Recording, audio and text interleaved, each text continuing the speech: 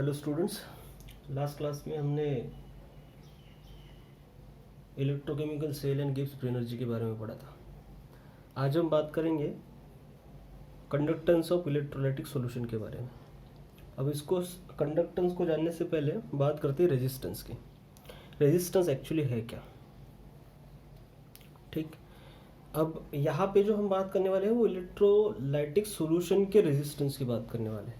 आपने जो 10th में या पहले फिजिक्स में पढ़ा होगा, तो आप फिजिक्स में कैसे पढ़ते हो कि यहाँ पे एक, जैसे मान लो एक मेटल का वायर है, तो इस वायर का रेजिस्टेंस जो है वो कितना है, ये जानते हैं। रेजिस्टेंस को हम रिप्रेजेंट करते हैं आर से। तो इस वायर का रेजिस्टेंस जो होता है वो डिपेंड किस पे होता है, रेजिस्टेंस डिपेंड ऑन किस पे होता है, लेंथ और एरिया पे।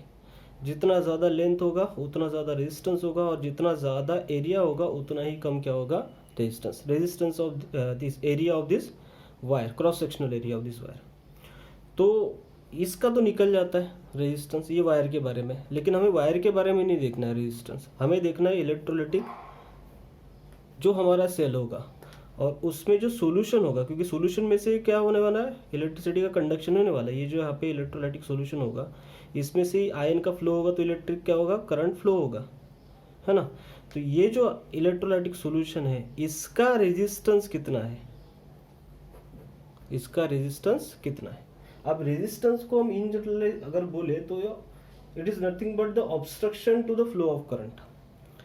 मतलब यहाँ पे, यहाँ से इस सॉल्यूशन से जब करंट फ्लो होगा तो उस करंट के फ्लो को जो भी चीज़ ऑब्स्ट्रक्ट करेगी उसका वैल्यू कितना है, that is nothing but a resistance, ठीक है। अब करंट को फ्लो होने के लिए क्या एक्चुअल में फ्लो होता है, आयंस होता है।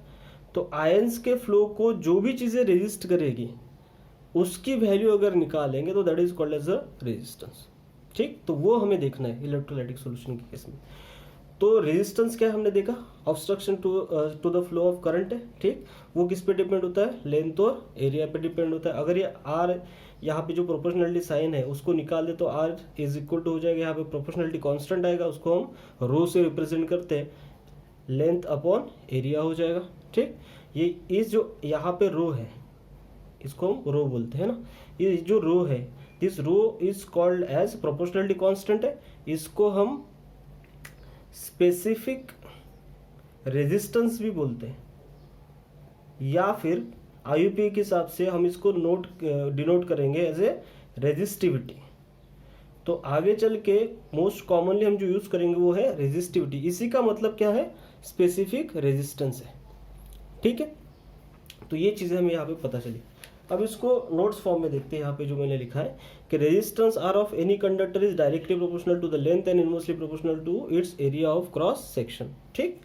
यही हमने लिखा है, ये हमने डिराइव किया इस तरीके से, ठीक। और रो को क्या बोलते हैं हमने देखा। अब ये जो यहाँ पे आर है रेजिस्टेंस है, रेजिस्टेंस का यूनिट क्या होता है, ओम होता है, बराबर, ठीक। ओम, इसको हम इस तरीके से रिप्रेजेंट करते हैं। अब जो यहाँ पे हमने लिया है that is called a specific resistance. इस स्पेसिफिक रेजिस्टेंस या फिर रेजिस्टिविटी का जो यूनिट क्या होगा, अगर मैं ए को इस साइड में ट्रांसफर कर दूं, एल को इस साइड में ट्रांसफर कर दूं, तो इट बिकम्स इस तरीके से होगा, आर इज इक्वल टू ये वाला जो हमारे पास है, यहाँ पे ए को मैं इस साइड में ट्रांसफर कर रहा हूँ, एल को इस साइड में ट्रांसफर कर रहा हूँ, तो जो इक्वेशन आएगा वो आएगा rho is equal to R into A divided by L, ठीक। आर का यहाँ पे यूनिट क्या होता है, ओम। एल का यहाँ पे एरिया मतलब क्या होगा, सेंटीमीटर स्क्वायर या मीटर स्क्वायर। यहाँ पे मैं मान लो सेंटीमीटर स्क्वायर ले रहा हूँ। लेंथ कितना होगा, सेंटीमीटर में, 1 सेंटीमीटर, सेंटीमीटर गायब हो गया तो यूनिट क्या बचेगा, ओहम इंटू सेंटीमीटर, या फिर ओहम इंटू क्या होता है, मीटर। अगर यहाँ पे एरिया या फिर लेंथ किस में लेते हैं, मीटर स्क्वायर या मीटर में लेते हैं, तो हमारे पास यूनिट क्या बना, ओहम इंटू सेंटीमीटर और ओहम इंटू मीटर बना, ठीक। तो वो हमारे पास यूनिट होगा किसका, रेजिस्टिविटी का, ओम इंटू मीटर, ठीक। अब ये रेजिस्टेंस जो होता है किसी भी मटेरियल का हम मेजर करते हैं with the help of Wheatstone bridge. Physics में आपने देखा होगा एक व्हीटस्टोन ब्रिज होता है, उसको जिस किसी मटेरियल का भी आपको रेजिस्टेंस आइडेंटिफाई करना होगा, कैलकुलेट करना होगा, तो उसको वो मटेरियल कनेक्ट किया जाता है, उससे आपको रेजिस्टेंस पता चलता है, ठीक। तो ये हुआ किसके बारे में, रेजिस्टेंस के बारे में, हमने उसका यूनिट भी देख लिया। अब बात करते हैं कंडक्टेंस की। तो रेजिस्टेंस क्या है, obstruction to the flow of current. तो कंडक्शन क्या होगा, ease with which the current flows, कितना इजीली करंट फ्लो होता है, that is nothing but the conductance है। तो रेजिस्टेंस का ये क्या हुआ, रिवर्स हुआ। रेजिस्टेंस का रिवर्स हुआ तो हम यही लिख रहे हैं कि conductance is nothing but the reciprocal of resistance. ये रेजिस्टेंस का क्या है, रेसिप्रोकल है। हमने ले लिया यहाँ पे। कंडक्शन को डिनोट कैसे करेंगे, जी से। तो जी इज इक्वल टू क्या हो, 1/r, are is a resistance. ठीक, अब आर की वैल्यू अगर पुटअप करेंगे तो आर की वैल्यू हमारे पास है रो एल बाय ए, वो पुटअप करेंगे तो यहाँ पे क्या होगा 1/रो इंटू ए बाय एल, पूरा का पूरा क्या हो जाएगा, रिवर्स हो जाएगा। ठीक, तो इज इक्वल टू यहाँ पे जो ये दिया है ये वाला पोर्शन 1/रो। अब 1/रो मतलब क्या, रो इज रेजिस्टिविटी। ठीक है, तो reciprocal of resistivity is nothing but a K, sorry this is not a K जैसा दिख रहा है, बोलने के लिए हम भी के बोल देते, मैंने भी के बोल दिया, लेकिन एक्चुअल में इसको डिनोट हम कैसे करते हैं, कप्पा से, है ना। आप इसको कप्पा बोलिए, कापा बोलिए, बस कटप्पा मत बोलिए। ठीक है, तो एक्चुअल में ये क्या है, कप्पा है। कप्पा मतलब क्या, 1/रो, that is 1 resistivity, and this kappa is nothing but conductivity. इसे हम क्या बोलते हैं, कंडक्टिविटी बोलते हैं, या फिर इसी को हम बोलते हैं क्या, स्पेसिफिक कंडक्टेंस। जैसे स्पेसिफिक रेजिस्टेंस था, रेजिस्टिविटी था, वैसे ही क्या है ये स्पेसिफिक कंडक्टेंस है या फिर कंडक्टिविटी। तो मैंने लिखा भी यहाँ पे कि kappa is equal to specific conductance और कंडक्टिविटी, बराबर है। ठीक, तो अपना जो कंडक्टेंस है इज इक्वल टू हुआ conductivity into area upon length. ठीक है, अब ये जो हमारे पास कंडक्टिविटी है दैट इज स्पेसिफिक कंडक्टेंस या फिर कंडक्टिविटी कप्पा है, इज इनवर्स ऑफ क्या हुआ, स्पेसिफिक रेजिस्टेंस या फिर रेजिस्टिविटी जो हमने लिया है 1 क्या, रो। ठीक, इसको आगे देखें तो ये हुआ। उसके बाद यूनिट ऑफ कंडक्टेंस देखें। यूनिट ऑफ कंडक्टेंस क्या होगा, देखो 1 resistance is nothing but a conductance. Resistance का यूनिट क्या होता है, ओम। तो ये क्या हुआ, ओम इनवर्स हुआ। तो कंडक्टेंस का यूनिट क्या होता है, ओम इनवर्स। अब इस ओम इनवर्स को ही हम MHO मतलब मोह भी बोलते हैं। तो मोह का मतलब ही क्या है, ओम इनवर्स है। ठीक, या फिर इसी को SI यूनिट में अगर देखेंगे तो SI यूनिट इसका होता है सीमेंस। सीमेंस मतलब यहाँ पे S, तो S जो है यहाँ पे, ये S क्या है, यूनिट है किसका, कंडक्टेंस का। ठीक, अगर मुझे कंडक्टिविटी का यूनिट निकालना होगा तो मुझे सारी चीज़ें जैसे एरिया, लेंथ मैं इस साइड में ट्रांसफर करूंगा। अगर मैं एरिया और लेंथ उस साइड में ट्रांसफर करूंगा तो मुझे यहाँ पे मिलेगा kappa is equal to length into length upon यहाँ पे आएगा एरिया इंटू क्या आएगा, कंडक्टेंस। कंडक्टेंस का यूनिट हमने देख लिया यहाँ पे, ओम क्या होता है, इनवर्स होता है। अब लेंथ अपॉन एरिया, इसको अगर सेंटीमीटर लेंगे, इसको सेंटीमीटर स्क्वायर में लेंगे तो यहाँ पे बचेगा क्या, सेंटीमीटर का इनवर्स, और यहाँ पे क्या आएगा, ओम का inverse, and that is the unit of क्या होगा, कप्पा। मतलब किसका, कंडक्टिविटी का या फिर स्पेसिफिक कंडक्टेंस का। तो कंडक्टिविटी या फिर स्पेसिफिक कंडक्टेंस का यूनिट क्या होता है, ohm inverse into centimetre inverse. अगर यहाँ पे मीटर में लेते तो ये बन जाता ohm inverse into metre inverse. ठीक है, तो ये यूनिट हुआ किसका, स्पेसिफिक कंडक्टेंस का। ठीक है, यहाँ तक समझ में आया। आगे देखते हैं। अब आगे इसको देखेंगे कि ये जो हमने यहाँ पे लिया है कंडक्टिविटी, ठीक है, इलेक्ट्रोलाइटिक सॉल्यूशन की, ये जो कंडक्टिविटी होती है वो किस पे डिपेंडेंट होती है, तो कंडक्टिविटी ऑफ इलेक्ट्रोलाइटिक सॉल्यूशन जो है वो डिपेंड होती है, सॉल्यूशन की बात कर रहा हूँ मैं, अब मैं मेटल की बात नहीं कर रहा। कोई अगर सॉल्यूशन है तो उस सॉल्यूशन की कंडक्टिविटी जो होगी, ठीक है, कितना इजीली उसमें से आयन फ्लो होगा, करंट फ्लो होगा, वो किस पे डिपेंड होता है उसको देखते हैं। तो ये फैक्टर्स हैं जिस पे कि कंडक्टिविटी क्या होगी, डिपेंड होगी। तो वो पहला फैक्टर है that is nature of electrolyte added. जो हमने इलेक्ट्रोलाइट ऐड किया है उसका नेचर क्या है, क्या वो पोलर है, नॉन पोलर है, किस तरीके से।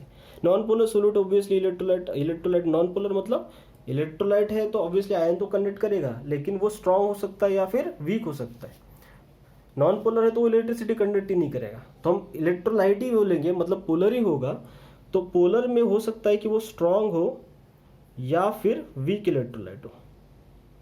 अगर स्ट्रांग इलेक्ट्रोलाइट हो कंप्लीटली आयनाइज होगा तो आयन ज़्यादा बनेंगे, और जितने ज़्यादा आयन होंगे उतना अच्छा क्या होगा, करंट फ्लो होगा। वीक इलेक्ट्रोलाइट हो तो आयनाइजेशन कम होगा, और आयनाइजेशन कम अगर हुआ तो कंडक्टेंस भी क्या होगा, कम होगा। तो आयनाइजेशन यहाँ पे जो होगा वो क्या होगा, कम। सो देयरफॉर यहाँ पे जो कंडक्टेंस होगा वो भी क्या होगा, कम। कंडक्टिविटी भी जो होगा आपका वो भी क्या होगा, कम, क्योंकि कंडक्टिविटी डिपेंड्स ऑन कंडक्टेंस। दूसरा फैक्टर देखते हैं, size of ion produce and their solvation. हमने ये सॉल्वेशन वाला पहले भी देखा है, मैं आपको बता रहा था कि जितना छोटा आयन होगा और उस पर जितना ज़्यादा चार्ज होगा उतना उसका सॉल्वेशन होता है। जैसे मैंने एग्जांपल के तौर पे आपको बताया था कि अगर मैं वाटर लूँ और वाटर में मैं यहाँ पे लिथियम डाल दूँ Li+ और दूसरा मैं यहाँ पे डाल दूँ Na+, ठीक है, तो लिथियम जैसे मैं डालूंगा और सोडियम प्लस डालूंगा तो दोनों की में से किसकी ज़्यादा अच्छा कंडक्टिविटी होगा, तो ऑब्वियसली जो आंसर आएगा वो किसका आएगा, सोडियम का। अब बोलने के लिए तो ऐसा लगता है कि सोडियम की साइज तो सर बड़ी है तो उसमें तो प्रॉब्लम होगा ना, मतलब साइज बड़ी है तो उसका मूवमेंट तो स्लो होगा। यहाँ पे आंसर जो देना है वो ये है कि लिथियम की साइज छोटी है और चार्ज इस पे +1 ही है, सोडियम की साइज यहाँ पे बड़ी है और चार्ज इस पे क्या है, +1 ही है, तो charge to size ratio lithium के केस में जो है यहाँ पे वो ज़्यादा है, क्योंकि चार्ज वही है, साइज छोटी होगी, तो चार्ज टू साइज रेशियो जो होगा वो क्या होगा, किसमें ज़्यादा, ठीक, लिथियम के केस में। सोडियम के केस में चार्ज टू साइज रेशियो क्या होगा, थोड़ा कम एज कंपेयर टू लिथियम। और जिस किसी का भी चार्ज टू साइज रेशियो क्या होता है, ज़्यादा होता है, उसका सॉल्वेशन सबसे क्या होता है, ज़्यादा। सॉल्वेशन ज़्यादा होगा तो यहाँ पे जो लिथियम का यहाँ पे एटम प्रेजेंट होगा उसका सॉल्वेशन सबसे क्या होगा, ज़्यादा। सॉल्वेशन मतलब सॉल्वेंट के मॉलिक्यूल बहुत ज़्यादा अमाउंट में यहाँ पे क्या होंगे, अटैच, तो उसका बल्कीनेस बढ़ेगा ना, वो बड़ा हो जाएगा, ज़्यादा सॉल्वेशन होगा तो बड़े मॉलिक्यूल को मूव करना क्या हो जाएगा, डिफिकल्ट होगा, तो उसकी कंडक्टिविटी क्या होगी, कम। ठीक है, तो सॉल्वेशन वाला समझ में आया।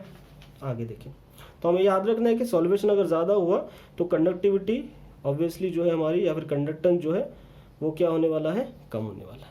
ठीक, उसके बाद nature of solvent and it's viscosity. Obvious है कि इलेक्ट्रोलाइट जो है वो इलेक्ट्रोलाइट अगर बहुत ज़्यादा विस्कस है ना, जो सॉल्वेंट है वो बहुत ज़्यादा क्या है, विस्कस है, तो उसमें से आयन का मूवमेंट इजीली नहीं होगा, तो कंडक्टेंस जो होगा बहुत ही कम होगा। नेक्स्ट देखते हैं कॉन्सेंट्रेशन ऑफ इलेक्ट्रोलाइट। मैंने पहले भी कहा जितना ज़्यादा इलेक्ट्रोलाइट होगा उतने ज़्यादा आयन्स होंगे, और उतने ज़्यादा आयन्स होंगे तो उतना ही ज़्यादा क्या होगा, कंडक्टिविटी होगा या फिर कंडक्टेंस होगा। तो जितना ज़्यादा कॉन्सेंट्रेशन होगा उतना ही ज़्यादा क्या मिलेगा, कंडक्टेंस और कंडक्टिविटी मिलेगा। Next one is temperature. अब हम यहाँ पे टेम्परेचर के केस में बात करें किसकी, इलेक्ट्रोलाइट सॉल्यूशन की, तो हमेशा याद रखिए यहाँ पे अगर टेम्परेचर बढ़ता है तो यहाँ पे कंडक्टेंस या फिर कंडक्टिविटी जो है वो भी बढ़ेगी इलेक्ट्रोलाइटिक सॉल्यूशन की। यही रिवर्स होता है अगर मैं मेटल लेता सॉल्यूशन के बजाय। अगर मेरे पास सिंपल एक वायर होता और उस वायर, मेटल वायर, और उस वायर का टेम्परेचर में बढ़ाते जाता और उसका मैं कंडक्टेंस या फिर कंडक्टिविटी मेजर करते जाता तो वो कम होते जाता है, तो वहाँ पे रिलेशन क्या होता है, इन्वर्सली प्रोपोर्शनल। यहाँ पे टेम्परेचर और कंडक्टिविटी के बीच में रिलेशन क्या है, डायरेक्टली प्रोपोर्शनल है, तो यहाँ पे रिलेशन आएगा डायरेक्टली प्रोपोर्शनल और वहाँ पे क्या होगा, इन्वर्सली प्रोपोर्शनल, अगर सिंपल मेटल वायर है तो। ठीक है, तो ये बात हुई हमारी किसके बारे में, कंडक्टेंस और रेजिस्टेंस के बारे में। ठीक, अब हम बात करते हैं कि ये जो हो कंडक्टिविटी है, इस कंडक्टिविटी को मेजर कैसे किया जाए, है ना। मेजरमेंट अब हम क्या देखें अभी, कंडक्टिविटी ऑफ इलेक्ट्रोलाइटिक सॉल्यूशन।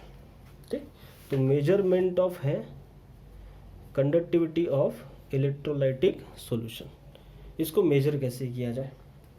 तो हमें ये पता है कि कंडक्टेंस जो होता है, conductance is reciprocal of resistance which is equal to, ये हमने लिया, ये स्पेसिफिक रेजिस्टेंस है 1/ρ, आर की वैल्यू हमने रख दी ना, 1/ρ क्या हुआ, A/L, और इसी को हमने क्या बोल दिया, कप्पा बोल दिया, that is conductivity reciprocal of resistivity. ठीक है, A/L। ठीक, अभी हमें मेजर क्या करना है, कंडक्टिविटी किसकी, इलेक्ट्रोलाइटिक सॉल्यूशन की, बराबर। ठीक, तो इसको मेजर कैसे किया जाए वो देखते हैं।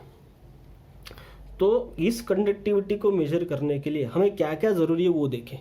तो इस कंडक्टिविटी को मेजर करने के लिए हमें रेजिस्टेंस चाहिए, हमें लेंथ चाहिए, ठीक है, और दो इलेक्ट्रोड के बीच में की लेंथ, और ये क्या है, area of the electrode, cross sectional area of electrode, ये चाहिए। अब यहाँ पे ये जो है L बाई ए, अब इसको समझिए तो थोड़ा डायग्रामेटिक रिप्रेजेंटेशन होगा तो आसानी होगी समझने में। तो कहने का मतलब ये है कि यहाँ पे अगर इस तरीके से सेल प्रेजेंट है, ये है इलेक्ट्रोलाइट, ये यहाँ पे क्या है इलेक्ट्रोलाइट, ये है इलेक्ट्रोड, ठीक। इस इलेक्ट्रोड का ये यहाँ पे ये जो है इसका कुछ क्रॉस सेक्शनल एरिया होगा, तो वो है क्या ए, इसका ये जो क्रॉस सेक्शनल एरिया है वो क्या है ए है, ठीक। ये जो इलेक्ट्रोलाइट यहाँ पे प्रेजेंट है उसका हमें क्या मेजर करना है, कंडक्टेंस, कंडक्टिविटी काप्पा, ठीक। अब इसको मान लो कि मैं एक पूरा सेल ही ले रहा हूँ, ये तो हाफ सेल था, एक पूरा सेल ले रहा हूँ इस तरीके से।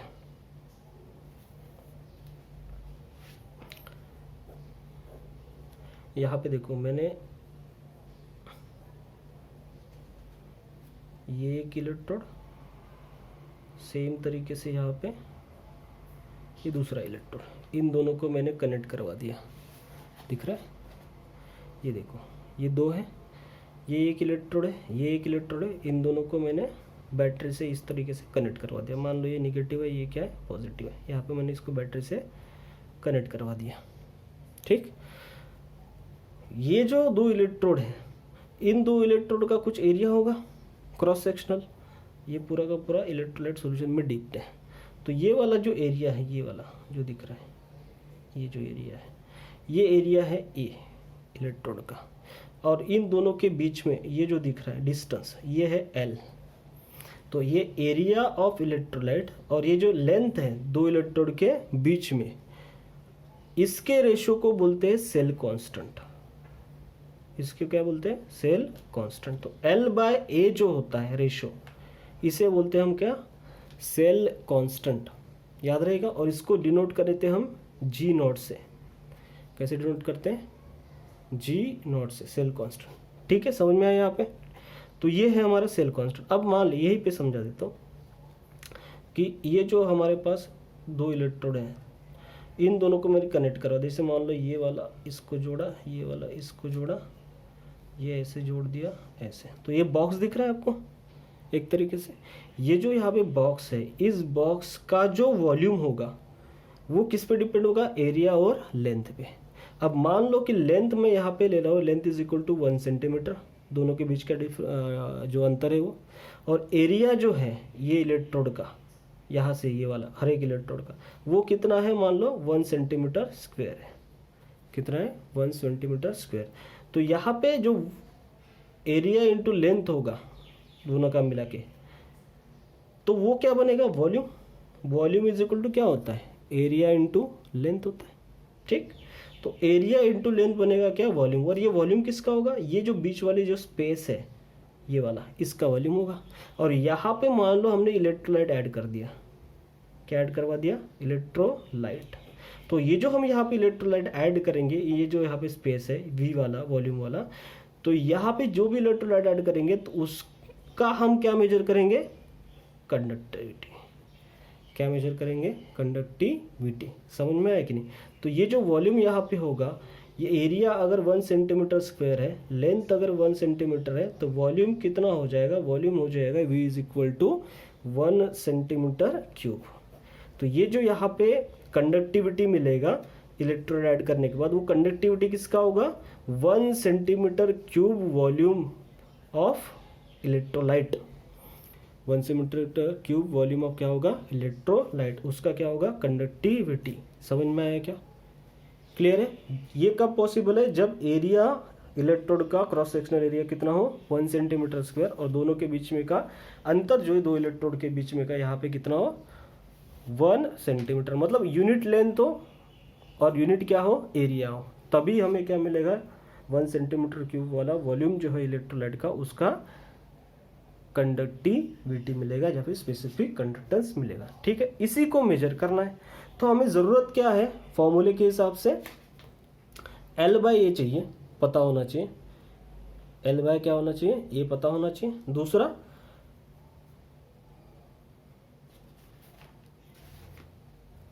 रेजिस्टेंस पता होना चाहिए, क्या पता होना चाहिए रेजिस्टेंस। तो L बाय ए पता हो, रेजिस्टेंस पता हो, तो क्या निकल जाएगा कंडक्टिविटी VT निकल जाएगा। अब L बाय को मैंने यहाँ पे G0 रख दिया, जिसको हम बोलते हैं क्या, सेल कांस्टेंट। क्या बोलते हैं, सेल कांस्टेंट। तो ये जो सॉल्यूशन यहाँ पे हम भरने वाले हैं इलेक्ट्रोलाइट का, इसका हमें एक पता होना चाहिए, क्या, रेजिस्टेंस, ठीक। और इसी इलेक्ट्रोलाइट का जो हम यहाँ पे ऐड करने वाले कंडक्टेंस हमें मिल जाएगा अगर रेजिस्टेंस पता चल जाए और क्या पता चल जाए, सेल कांस्टेंट पता चल जाए। तो रेजिस्टेंस कैसे मेजर किया जाए वो देखते हैं। रेजिस्टेंस जो है इलेक्ट्रोलाइट का वो किस तरीके से मेजर किया जाए वो देखते हैं, ठीक है। पहले यहाँ पे नोट्स में आपको दिख रहा होगा, नीचे लिखा है, जो डिस्क्रिप्शन में फटाफट पढ़ देता हूँ कि ratio of length upon area is called as cell constant, resistance R of the and cell constant need to be determine. इसकी ज़रूरत है, हमें दोनों की ज़रूरत है। अगर ये मिल जाए तभी हमें क्या मिलेगा, कंडक्टिविटी मिलेगा, to get the value of conductivity of given electrolyte solution, ठीक। आगे देखते हैं। अब रेजिस्टेंस कैसे डिटरमाइन किया जाए इलेक्ट्रोलाइट सॉल्यूशन का। अब अगर नॉर्मल वायर होता आपके पास, मेटल वायर, और उसका रेजिस्टेंस निकालना होता तो उस वायर को सीधा हम कनेक्ट करवा देते किसके साथ, व्हीटस्टोन ब्रिज के साथ, है ना। और व्हीटस्टोन ब्रिज को कनेक्ट करवा देते तो हमें क्या मिल जाता, उसका रेजिस्टेंस मिल जाता डायरेक्टली। लेकिन किसी सॉल्यूशन को व्हीटस्टोन ब्रिज के साथ कैसे कनेक्ट करेंगे, डिफिकल्ट है।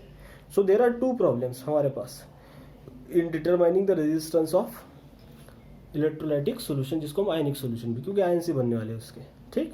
सो two problems in determining the resistance of ionic solution.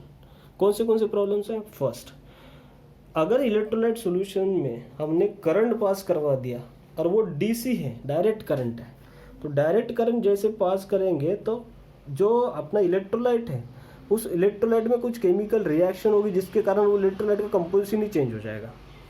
तो सॉल्यूशन का जो कंपोजिशन है, मतलब पहले अगर 1 मोलर सॉल्यूशन लिया होता तो बाद में चल के हो सकता है वो 0.5 मोलर ही इलेक्ट्रोलाइट उसमें बचे, ठीक। तो कंपोजिशन ही पूरा क्या करवाता है, चेंज, ठीक। डीसी करंट पास किया तो डीसी करंट किससे मिलता है, बैटरी से कभी भी।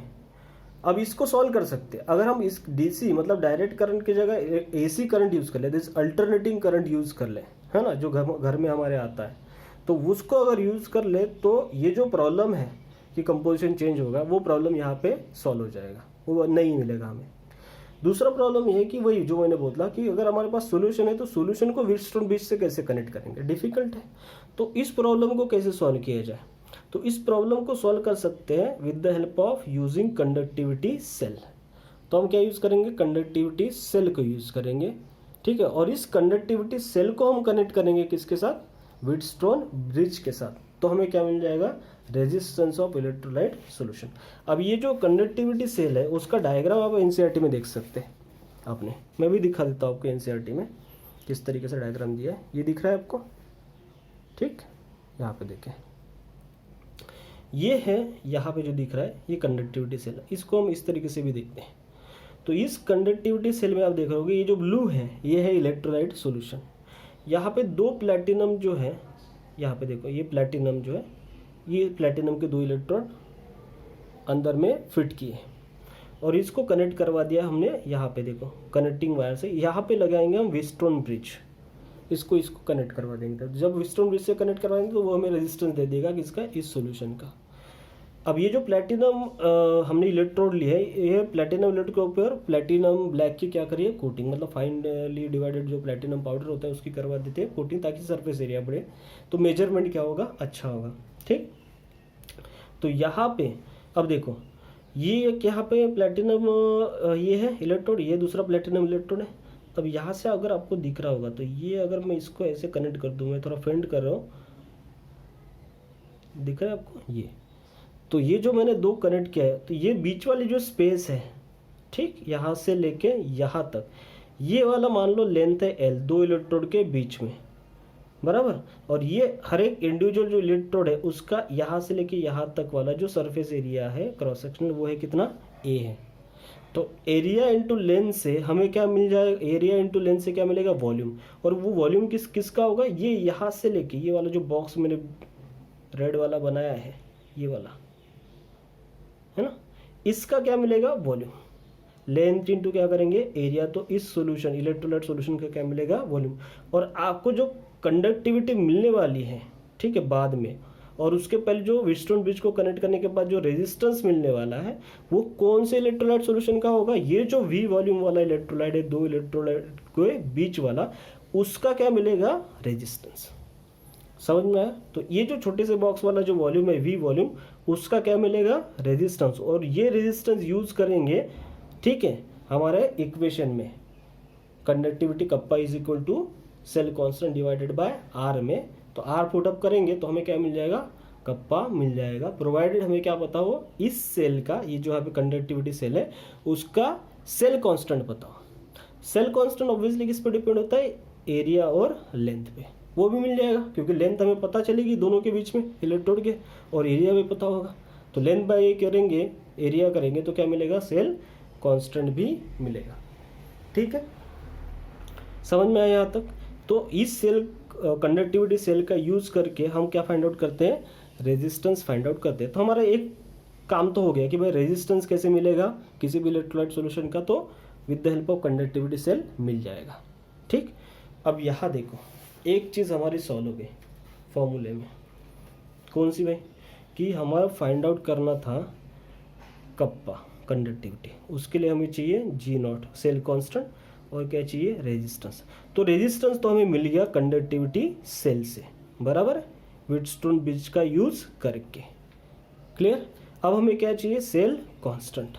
ठीक, तो सेल कांस्टेंट जो है वो कैसे मेजर किया जाए। ठीक, अब आप बोलोगे सर कंडक्टिविटी सेल तो हमारे पास है सीधा सीधा, उसका वो दो इलेक्ट्रोड के बीच में लेंथ मेजर कर ले और जो है एरिया मेजर कर ले तो हमें मिल जाएगा क्या, उसका, उस पूरे सेल का सेल कांस्टेंट मिलेगा। लेकिन वो जो मेजर होता है, क्योंकि ये छोटा सा सेटअप है तो उसका मेजरमेंट करना थोड़ा सा क्या हो जाता है, डिफिकल्ट है, एरर आते हैं, बार बार आप जब करोगे तो बहुत बार उसमें एरर मिलती है, एग्जैक्ट वैल्यू वहाँ पे मिलने के चांसेस कम होते हैं। तो एक तरीका ये हो सकता है कि यहाँ पे जो हमने कंडक्टिविटी सेल लिया है, ठीक, ये जो कंडक्टिविटी सेल लिया, इस कंडक्टिविटी सेल में जो हमने सॉल्यूशन भरा है यहाँ पे इलेक्ट्रोलाइट का, ये इलेक्ट्रोलाइट का सॉल्यूशन का अगर रेजिस्टेंस आपको पहले से पता होता, क्या पता होता, रेजिस्टेंस अगर इस इलेक्ट्रोलाइट सॉल्यूशन का पहले से पता होता तो इसका सेल कांस्टेंट डिटरमाइन करना हमारे लिए आसान हो जाता। ठीक है, कैसे डिटरमाइन करेंगे, हम क्या करेंगे, यहाँ पे जो आपको कंडक्टिविटी सेल दिख रहा है उसमें ऐसा इलेक्ट्रोलाइट सॉल्यूशन फिलअप करेंगे जिसका कंडक्टिविटी ऑलरेडी पता है, नोन है।